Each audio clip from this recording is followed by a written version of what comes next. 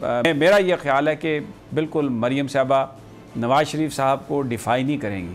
جو نواز شریف صاحب فیصلہ کر دیں گے وہ اسی پر چلیں گی. لیکن لگتا یہ ہے کہ وہ ووٹ کو عزت دو کا جو بیانیہ ہے اس کو آخری دم تک وہ کوشش کریں گی کہ مسلم لیگ نون اس بیانیے پر قائم رہے, اس بیانیے کو وہ لے کے آگے چلیں, کیونکہ جو تھرلنگ سپیچز ہیں وہ تو اسی بیانیے کی وجہ سے ہی ممکن ہو پاتی ہیں.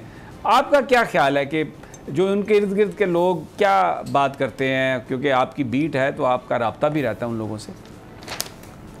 شہباز شریف کراچی سے اسلام آباد آئے, کل بھی وہ یہاں پر موجود تھے, کل صبح بھی ان کی میٹنگز ہوئی, پرسوں رات جب وہ آئے تو ان کی بھی میٹنگز ان کے گھر پہ منسٹر کالونی میں بہت سے لوگوں کے ساتھ ان کی یہ میٹنگز ہوئی. سمیع صاحب, الیکشن لڑا جاتا ہے, سیدھی سی بات ہے, الیکٹیبل سے, ان کو الیکٹیبلز چاہیے, اور ایسے الیکٹیبلز جن کے پاس ووٹ ہو. اور ان کی جو وہاں پہ میٹنگز ہوئی جس میں یہ رانا تنویر, ایاز صادق, سعد رفیق جیسے جو لوگ, رانا ثناء اللہ, یہ ساری وہ کریم جو اس وقت پارلیمنٹ میں بیٹھی ہوئی ہے, وہ ساری کی ساری مختلف وفود کی صورت میں کل سارا دن ان سے جو ہے وہ ملتی رہی. اور یہی وہ بات تھی. بے شک وہ بیانیہ مریم نواز لے کر چلے, سب نے یہ بات کہی کہ ہمیں ووٹ کو عزت دو والا بیانیے سے کوئی اختلاف نہیں ہے, لیکن اگر آپ چاہتے ہیں کہ آپ نے پنجاب میں حکومت بنانی ہے یا آپ نے مرکز میں آنا ہے تو آپ کو الیکٹیبلز کی رائے کی جو اکثریت ہے اس کی رائے کو دیکھنا ہوگا, اور وہ یہی رائے ہے. اگر ہم نے اچھے کام کیے ہیں, آپ وزیر اعلیٰ تھے پنجاب میں, اور یہ تو سیدھی سی بات ہے کہ جس کے پاس پنجاب ہے مرکز میں وہ آ کر بیٹھ جاتا ہے, تو ایک سیدھی لائن جو ہے وہ اختیار کریں. آپ کو بھی پتہ ہے سمیع صاحب کہ وہ مختلف اور لوگ جو تجزیہ کار ہیں, جو دوست صحافی ہیں, جو میاں شہباز شریف کے بارے میں ایک آدھی بات بھی کر دیں, وہ تو خوش ہوتے ہیں کہ ان کی چیزوں کو آگے بڑھایا جا رہا ہے. وہ یہ پاک پارٹی کے اندر بھی ہے, چاہے وہ نچلی سطح کا کارکن ہے یا بڑی سطح کا کارکن ہے, یہ کھل کے آپ بات کر رہے ہیں. یہ جو ابھی علینا نے, رانا صاحب نے بات کی, اب وہ والی یہ نون لیگ نہیں, اب بات ہوتی ہے, کی جاتی ہے بات, تو وہ اب ممبران خود بولتے ہیں, سعد رفیق بولا, حسن اقبال بولا, اور رانا ثناء اللہ آرگو بھی کیا جاتا ہے. اب وہ پرویز رشید, اچھا ان سارے معاملات سے جو شخص جو بعض ایسی قسم سے جن کو پسند نہیں کیا جاتا, آپ دیکھ رہے ہوں گے مشاہد حسین سید صاحب بالکل غائب ہیں ان دنوں میں, عرفان صدیقی صاحب, ان کا میاں بڑے میاں صاحب سے رابطہ لازمی طور پر ہے, اس طرح کی میٹنگ میں وہ آپ کو نظر نہیں آئیں گے, وہ ہارڈ لائن. لیکن یہاں پہ جو ان کی ایک پالیسی وہ یہی چل رہی ہے کہ آپ کے جو کام ہیں ان کو آپ کیش کرائیں, اور پنجاب اگر آپ نے لینا ہے, ایک جو نتیجہ آ گیا کینٹ کا اور باقی جو چیزیں, لیکن وہ مریم اپنے والد کے پیچھے چلیں گی یا ان کو چلائیں گی اپنے پیچھے, وہ ایک الگ کہانی ہے. لیکن یہ بات جو عدیلہ نے بات کی کہ زمینی حقائق وہ یہی ہیں کہ اگر آپ کو الیکٹیبلز کو آگے لے کر آنا ہے, آپ نے حکومت بنانی ہے پنجاب میں یا مرکز میں, تو پھر وہ والا بیانیہ نہیں چلتا. ٹھیک ہو گیا جی, بڑی اچھی آپ نے بات کی رانا طاہر صاحب. میں ذرا پالیٹکس سے ہٹ کے ایک سوال آپ سے کرنا چاہتا ہوں. نون لیگ کو دیکھیں, وہ الیکٹیبلز کی اب تلاش میں آ گئی, تحریک انصاف حکومت میں آئی الیکٹیبلز کو ڈھونڈ کے, پیپلز پارٹی ہے تو وہ الیکٹیبلز کو ڈھونڈ رہی ہے. مجھے یہ بتائیے, جو بیچارے اصل جو لوگ ہیں, جو غریب عوام ہیں, یہ الیکٹیبلز تو وہ لوگ ہیں جن کے پاس پیسہ ہے, یہ سمجھتے ہیں کہ پیسے کے بل بوتے پر ہمارے اثر و رسوخ کی وجہ سے ہر حلقے میں 10 15 20 ہزار لوگ ہمارے ہیں, یعنی وہ ان کو سمجھتے, ذہنی طور پر تو انہیں اپنا کم ہی سمجھتے ہیں کہ جنہوں نے ہم کچھ بھی کریں انہوں نے ہمیں ہی ووٹ دینا ہے, وہ بالکل گدھوں کی طرح ہیں, ان کی کوئی اپنی سوچ نہیں ہے, ہمارا ہی گروپ ہے وہ.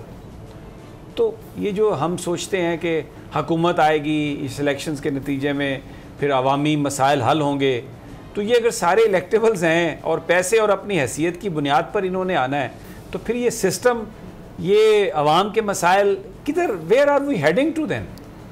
سمیع صاحب دیکھیں, ایک بات جو ہے نا, یہ سارے یہاں پہ انتخابی اصلاحات کی بات کرتے ہیں, کوئی الیکٹرانک ووٹنگ مشین کی بات کر رہا ہے, کوئی کچھ کہہ رہا ہے, لیکن جو اصل بات ہے وہ آپ نے کہی ہے کہ یہ جو موجودہ نظام ہے, یہ جو موجودہ طریقہ انتخاب ہے, یہ بنیادی طور پر عوام دشمن طریقہ انتخاب ہے. اس سسٹم کے ہوتے ہوئے پاکستان میں عام آدمی کبھی اسمبلی میں نہیں آ سکتا. تو کون سا سسٹم لائیں؟ سسٹم یہاں پہ سمیع صاحب یہ دیکھیں, جو کچھ قانون بنا تو لیا جاتا ہے اس پر عمل نہیں کیا جاتا.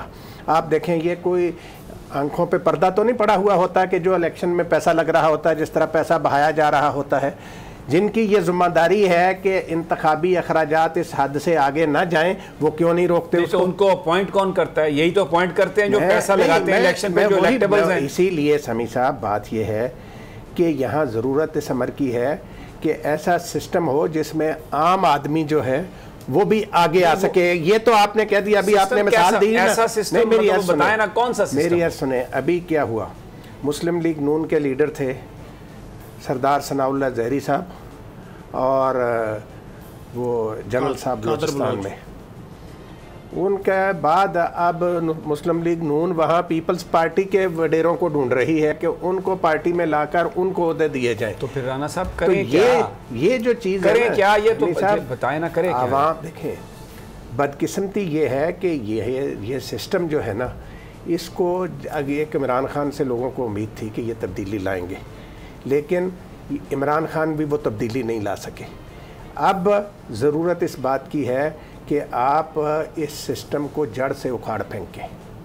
بھئی لائیں کون سا سسٹم؟ میں تو بار بار آپ سے یہ سوال کر رہا ہوں، اس کو اگر آپ کی مراد یہ ہے کہ آپ صدارتی سسٹم لے آئیں اس کو نکال کے، تو ماضی میں وہ جو صدر بنے اور جس طریقے سے وہ سسٹم بنائے گئے جس کے نتیجے میں ملک ٹوٹے، اگر آپ وہ آمریت مسلط کریں صدارتی نظام کی سوال پر یا اس کو لانے پر، تو وہ تو صورتحال کو اور بگاڑے گی۔ وہ صدارتی نظام اس طریقے سے وہ بھی صدارتی نظام نہیں تھا۔ صدارتی نظام جو ہوتا ہے نا، اگر جمہوری طریقے سے صدارتی نظام جو ہے وہ لایا جائے، اس کے لیے چھوٹے صوبے بنانے پڑیں گے، چھوٹے صوبے بنائیں۔ آپ جو دیکھیں وہ چھوٹے صوبے، صدیق ساجد، لوکل گورنمنٹ کو، آپ نے کہا نا کیسے عام آدمی اوپر آئے گا، آپ لوکل گورنمنٹ کو مضبوط بنائیں۔ عام آدمی کونسلر بنے گا، میئر بنے گا، چیئرمین بنے گا اپنے علاقے کا، پھر یہ کوئی بھی پارٹی جو ہے لوکل باڈیز کے نظام کو مضبوط نہیں بنانا چاہتی۔ یہ ارکان اسمبلی نہیں چاہتے کہ لوکل باڈیز کا سسٹم مضبوط ہو۔ جی علینا، you want to say, you want to add anything؟ سمی صاحب دیکھیں بیسکلی رانا صاحب بہت سینئر ہیں، زیادہ بہتر سمجھتے ہیں، انہوں نے بہت سی چیزوں کو خود بظاہر اپنی آنکھوں سے دیکھا ہے، لیکن میں یہ سمجھتی ہوں کہ اس میں سسٹم کو چینج نہیں کرنا، آپ نے لوگوں کی نیتوں کو چینج کرنا ہے، آپ نے کرپشن کو کاؤنٹر کرنا ہے۔ جب آپ احتساب کی بات کرتے ہیں تو آپ کو احتساب کرنا ہے، آپ سے سوال کیا جائے کہ آپ کو کون کون سے گفٹ ملے، آپ یہ نہ کہیں کہ بھئی اس سے جو ہے نا وہ سیکیورٹی جو ہے کنسرنز ہو جائیں گے اور آپ کو بڑا مسئلہ ہو جائے گا۔ جب آپ اس طرح کے سوالوں کے اس طرح کے جوابات دیتے ہیں تو سسٹم چاہے جو سا مرضی ہو، یہ اپنے حساب سے اپنی آسانی کے لیے کوئی سا بھی قانون بنا لیتے ہیں، کوئی سی بھی آسانی بنا لیتے ہیں، لوگ تو یہی ہوں گے جنہوں نے ڈیلیور کرنا ہے۔ اب برٹن میں آپ دیکھ لیں جمہوریت ہے، وہاں پہ اکاؤنٹیبلٹی اچھی ہے، وہاں پہ سسٹم اچھا ہے، کرپشن کم ہے، تو چیزیں بہتر ہیں۔ بڑا اچھا کرپشن ہے، بڑی کم کرپشن ہے، جھوٹ کی بنیاد پر پاکستان کا دورہ انہوں نے یہ ملتوی کر دیا۔ جہاں سے ایک سیکنڈ رکیں، شور نہ مچائیں، ذرا رک جائیں نا ذرا۔ اور وہ جو انڈیا جہاں سے ڈیلٹا وائرس نکلی وہاں ان کو ریڈ لسٹ نے نکال دیا اور پاکستان کو انہوں نے ریڈ لسٹ میں لگا، اس پورے خطے کو 100 سال غلام بنا کے رکھا، اور آپ کہہ رہی ہیں کہ وہاں پر سسٹم ہے، منافقت کی بنیاد پر وہ سسٹم ہے، وہ انہوں نے الطاف حسین کو وہاں پہ رکھا ہوا ہے۔ سارے جو ہمارے سیپریٹسٹ یہاں پہ جو ہنگامہ کرتے ہیں، یہاں پر لڑائیاں کرنے کی کوشش کرتے ہیں، معصوم لوگوں کو مارتے ہیں، وہاں ان کے ہاں انہوں نے پناہ لے رکھی ہے، ان کا کیا سسٹم ہے؟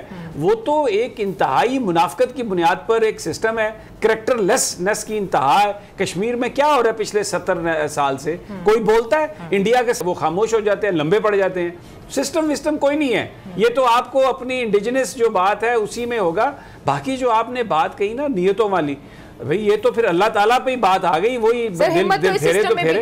ویسے تو دیکھیں نا، فرانس کے ایک ایمبیسڈر کو تو ہم یہاں سے نکال نہیں سکتے، ہمت ہم میں بھی نہیں ہے۔ بالکل ٹھیک ہے، میں سبسکرائب کریں اور بیل دبائیں تاکہ کوئی خبر رہ نہ جائے۔